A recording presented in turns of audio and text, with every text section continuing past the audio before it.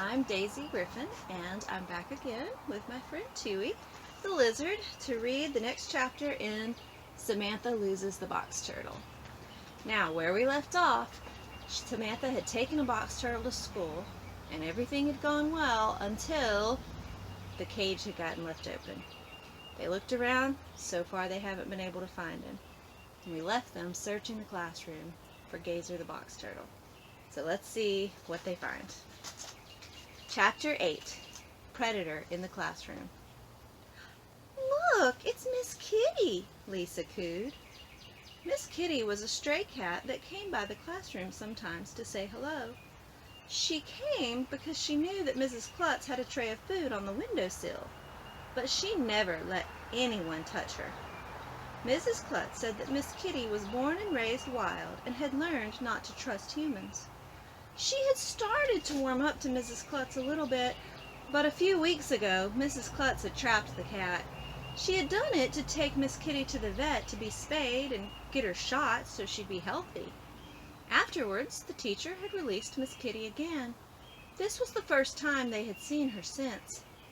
Apparently, hunger had finally gotten the better of her, and she had come back to find an easy meal. Even though Miss Kitty wasn't a pet, she was always a welcome diversion at the window. Normally, the windowsill was as far as she got. Today, however, the window was open, and it was raining outside. So after a few moments of eating out of her dish, Miss Kitty hopped down into the classroom.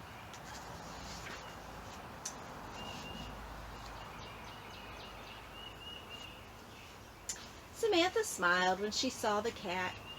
Sam had been worried that something bad had happened to her, or that she'd been spooked away forever. Samantha's happiness in the moment was shattered, however, when Gertie leaned over and said,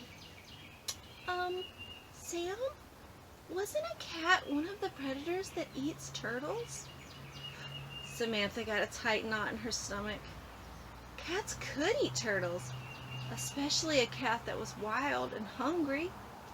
Josh happened to be nearby and heard Gertie's comment. He yelled out, "Miss Kitty's gonna eat the turtle!" In that moment, several things seemed to happen all at once. Lisa went from cooing over Miss Kitty to shooing her. Mary and Carter, who had been standing close to where Miss Kitty had jumped down, both lunged to grab the cat at once.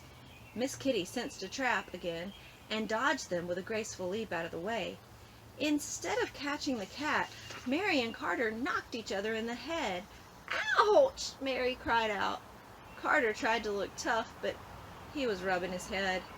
Their failed attempt seemed to spur everyone else into action, and the room erupted in students chasing the cat. Miss Kitty went straight for the window, and Samantha thought she was going to jump out and away without any trouble. Just when she got there, though, the cat took one look at the pouring rain and decided she'd rather take her chances with the third graders.